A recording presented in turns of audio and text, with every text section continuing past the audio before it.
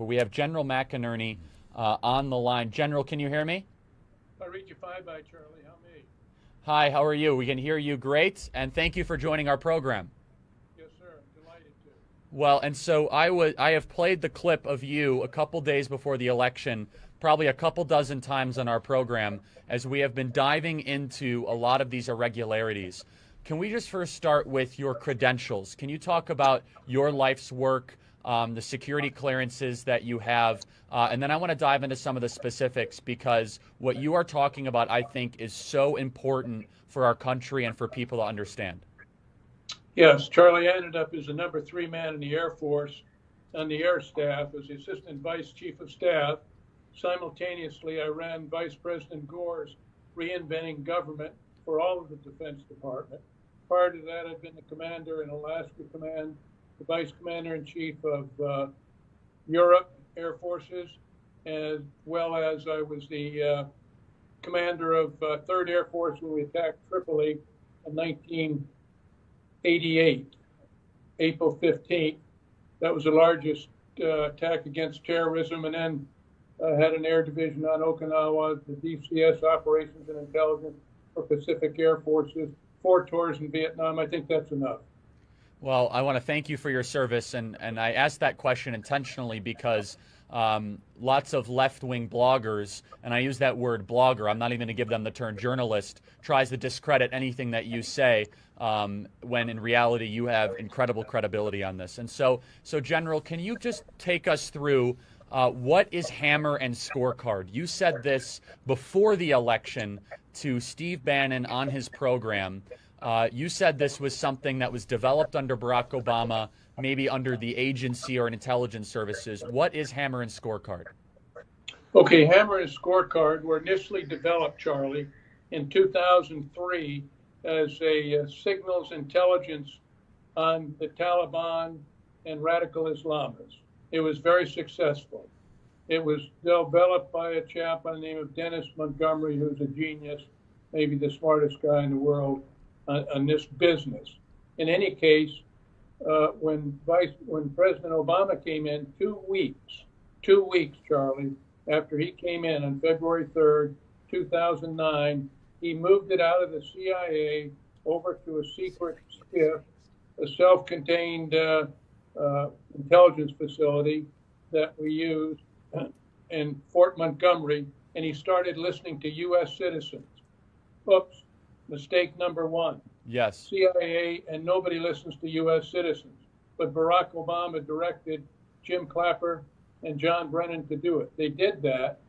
I got involved with it in 2017, March, when I announced they were using it to listen to the Trump campaign as well as the Trump administration.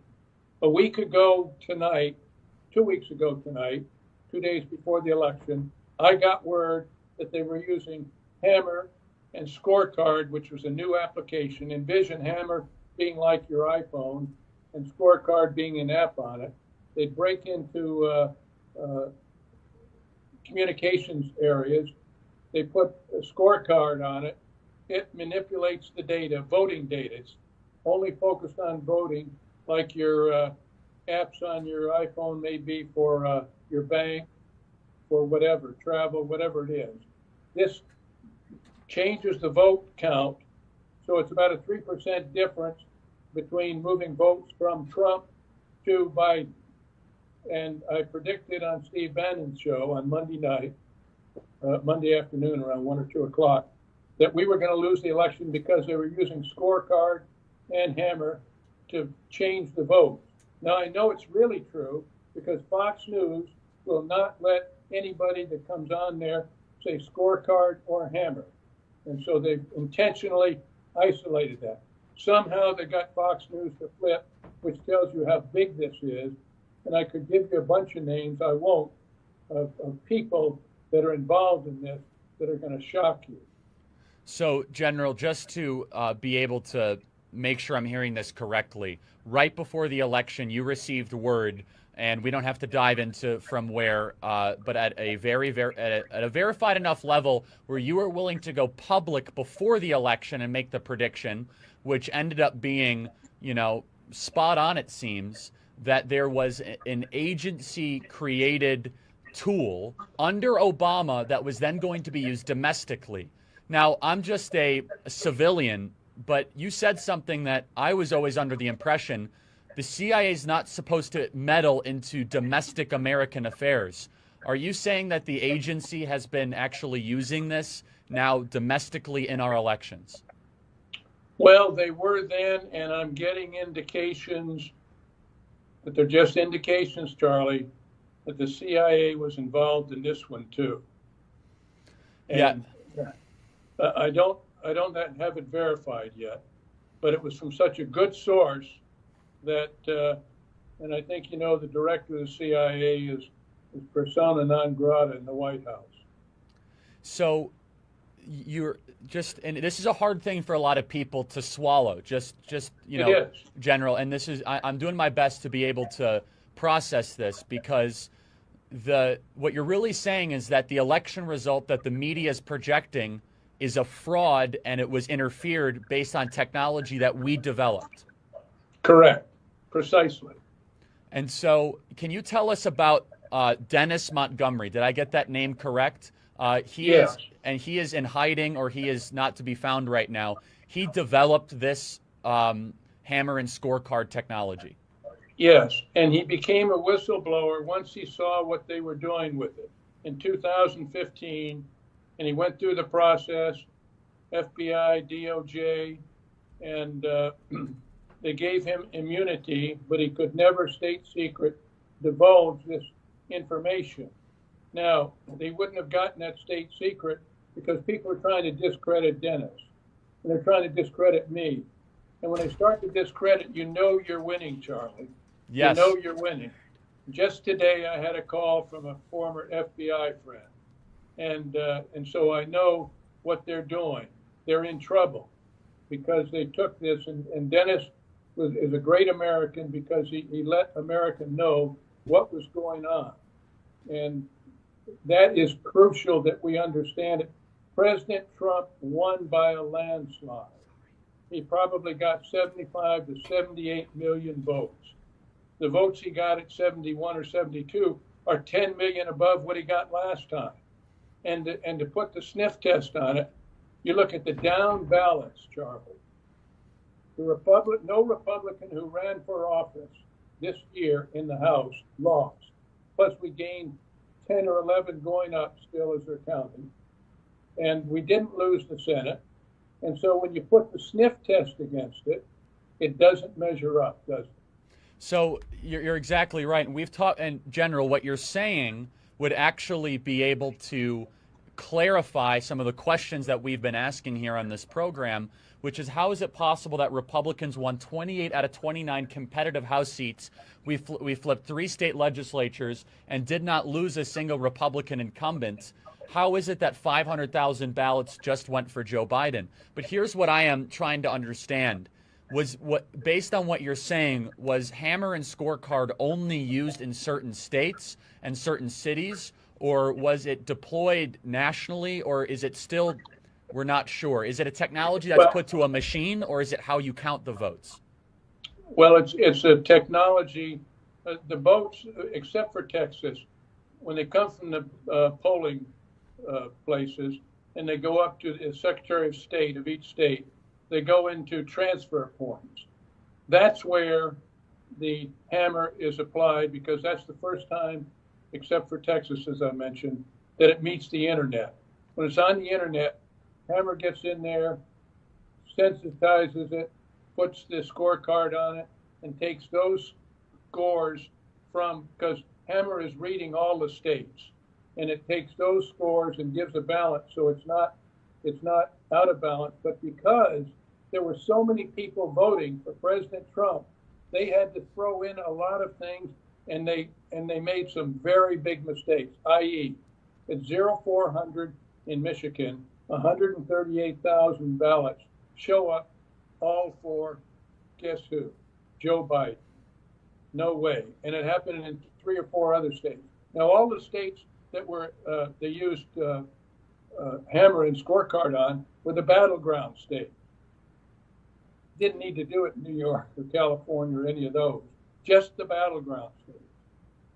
Now, is it because that if they used it in more places, it would possibly give the it would be easier to discover, or is it just that they wanted Well, they to didn't have to. You don't it. have to use it in New York. You don't have to use it in California. So that's why they used it on the key battleground states, which flips you into who wins. Yes. Well, and especially and that would clarify how is it that President Trump won a county in West Texas on the border near El Paso, the first Republican to do so since 1902. How did he overperform in every urban area except the 4 urban areas that stopped counting where it mattered? Can you talk more about Barack Obama's involvement in this? It seems that the Obama administration never let go of power. President Trump might have occupied the White House, but Obama and his staffers and his ploys and his tactics always seemed to be involved. Can you talk about how Obama and his platoon of cronies are probably behind this? Well, Obama is the first president since George Washington that stayed in the D.C. area. He moved into Kalorama in the district. Very unusual. Harry Truman went back to Missouri. Ike went to Pennsylvania. You know, we know the whole story. George Bush went down to Texas, both of them, the Bushes. But guess who stayed in the D.C. area? Even Bill Clinton moved to New York. So he has been controlling this and manipulating all the things. Should we be surprised because of all the attacks that went against President Trump on the Russian collusion from before the election, through the election, and into the administration, and it was looked at exhaustively, and then they did an impeachment? Should we even think that they wouldn't do something else? They are desperate. And why are they doing this? Because we're uncovering the swamp. We're uncovering all the illegal things that happened in the Obama administration. And so the process of how this works, and Dennis Montgomery, who actually designed it, how can we actually prove this now? And what is the remedy? So, General, a lot of people are emailing us right now. We're getting thousands of emails of people watching at freedom@charliekirk.com of people that believe everything you're saying.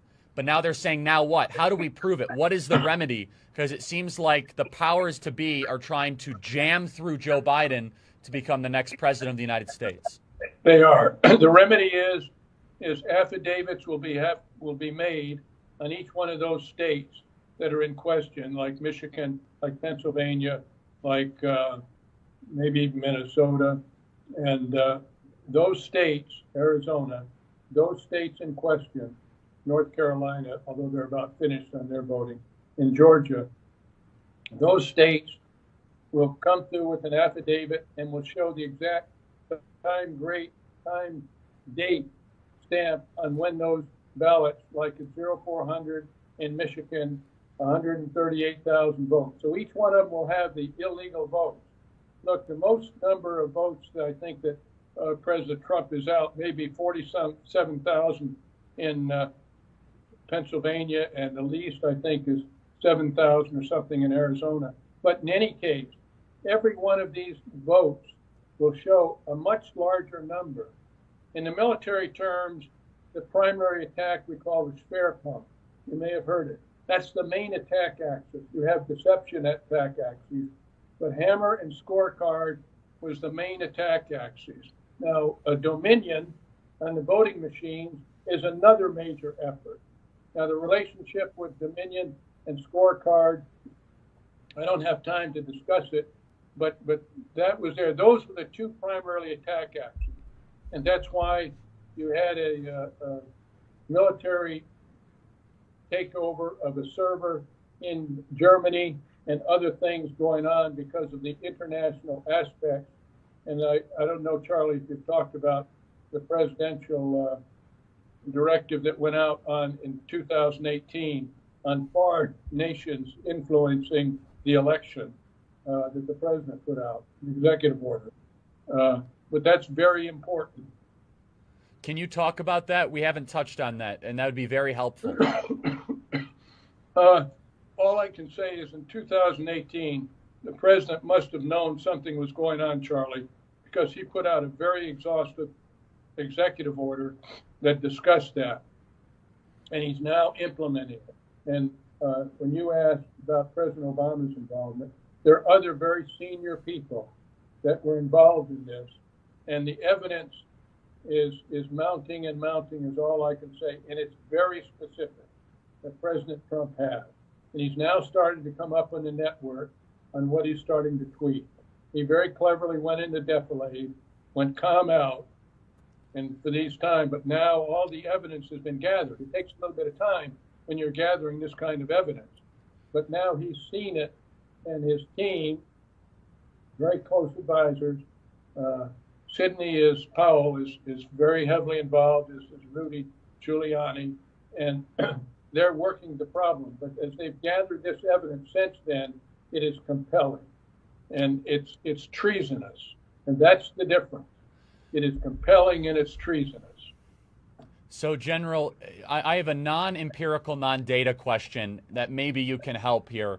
When I discuss some of this with normal, good American citizens and civilians, that they want to build their family, they vote, they go to church, they have a hard time really believing that our own government would do this. What do you have to say about that? Because they just say it sounds too sinister and too malevolent.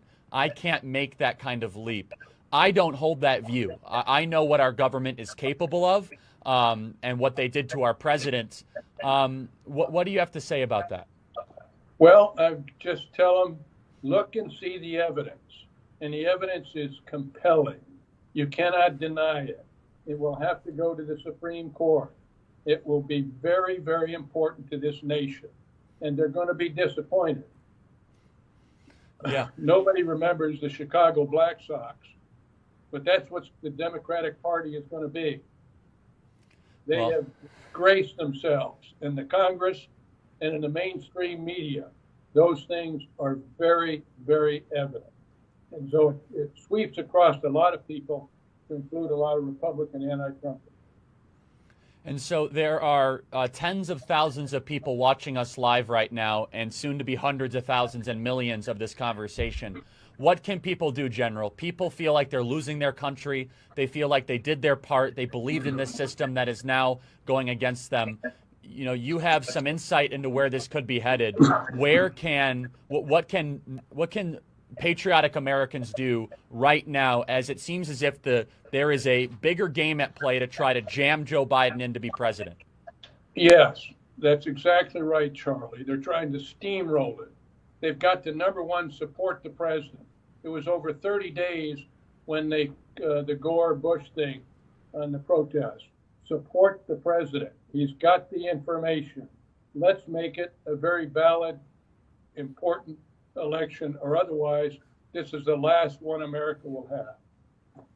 And so General, do you say here tonight that there is a good likelihood that President Trump will serve a second term as president of the United States? 90%. Well, that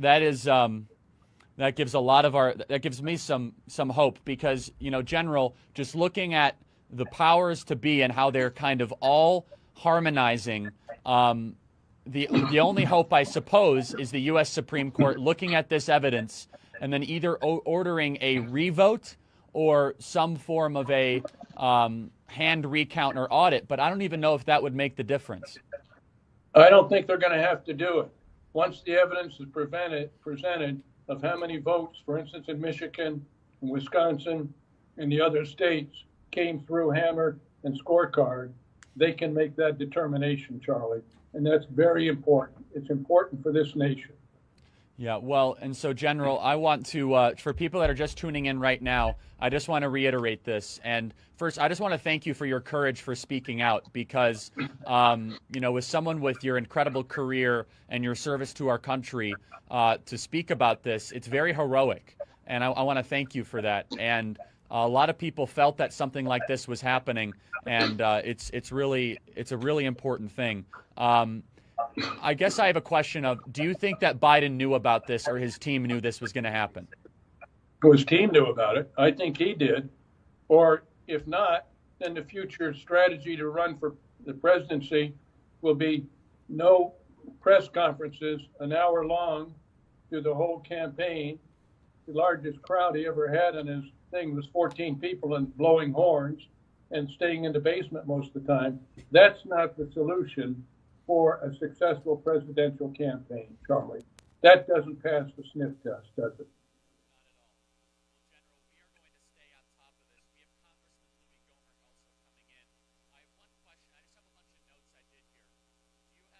Any comments on the Saitel, Venezuela, Cuba, China kind of connections? Because I know a lot of people are mentioning that there's actually might be some of these foreign actors at play here.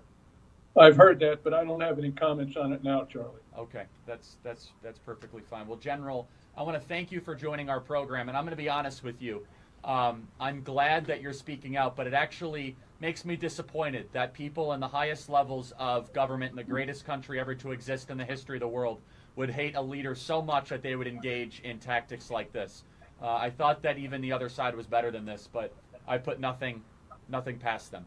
So I don't either. And the 10% is if we have a faulty judiciary. We know from watching General Flynn and Sidney Powell what has happened there. And if we have judges that have conflicted and politicized themselves, that's where I put the 10%. Otherwise, it's 90%. Well, God bless you, General, for speaking out and joining us. We're going to stay on top of this, and we're going to get to the bottom of it. So thank you so much, General, for joining us. Thanks, Charlie. God bless you. Thank you. Speak to you soon. So I want to... So we are going to be joined momentarily by Congressman Louis Gohmert, and I mean that was some incredible revelations that was shared by the general here, and he said, "quote treason," that this is treasonous, that what was done on Hammer and Scorecard. And we're actually fixing some technical stuff here. Can you hear me, guys? Now, Terrell? Okay, sorry, guys. We're fixing things in real time, and so. The general said that it was treasonous, and the general handicapped the odds at 90%. That's right, 90% at the president getting a second term. And I want you to email us your questions, everybody, freedom@charliekirk.com, freedom@charliekirk.com. And just to reiterate what we just saw there, that was General Mclnerney, who is the 3-star general, who said that Hammer and Scorecard was developed by our own government, used internationally in the Taliban by Obama, and now deployed domestically against Donald Trump. And he said very clearly that this was treasonous.